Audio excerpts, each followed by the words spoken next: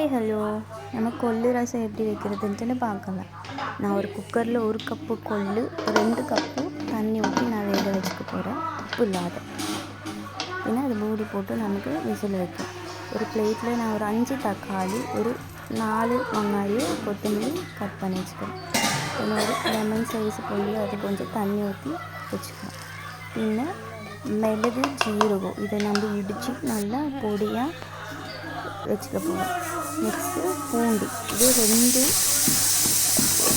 முழுசாக இருக்கிற பூண்டும் அதில் சேர்த்து இடித்து வைக்கிறோம். அது கூட நான் 2 காஞ்ச மிளகாய். இது நம்ம ஒரு பாத்திரத்தில் எண்ணெய் ஊற்றிட்டு நமக்கு தேவையான அளவு நம்மளோட கம்ஃபர்ட் கம்மியானு கம்மியாக ஊற்றிக்கணும். அதில் கடுகு, பச்சை மிளகாய் போட்டு நல்லா பொரியட்டும். பொறி வந்துட்டு நம்ம கருவேப்பிலை, காஞ்ச மிளகாய் இது போட்டுட்டு நல்லா அது பொரிஞ்சிக்கணும். பின்னாடி வெங்காயம் போட்டு நம்ம நல்லா ஒரு வெங்காயம் ஒரு கலர் மாற வரைக்கும் நம்ம வதக்கணும்.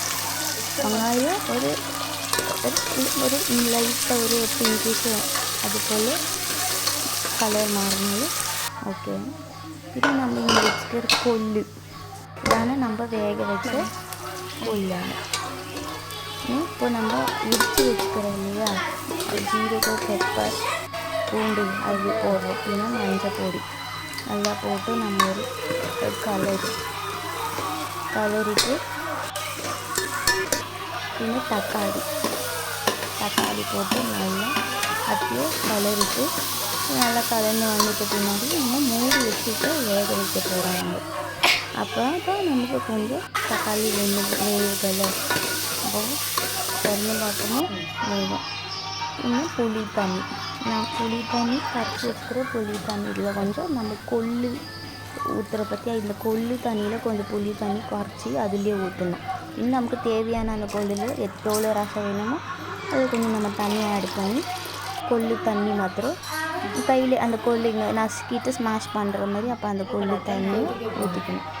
ஊற்றிட்டு பின்ன லைட்டாக கொதி வரும்போது நம்ம வந்துட்டு கொத்தணும். நம்மளோட சூப்பரான கொள்ளு ரசம் ரெடி. நீங்களே ட்ரை பண்ணுங்கள். தேங்க்யூ.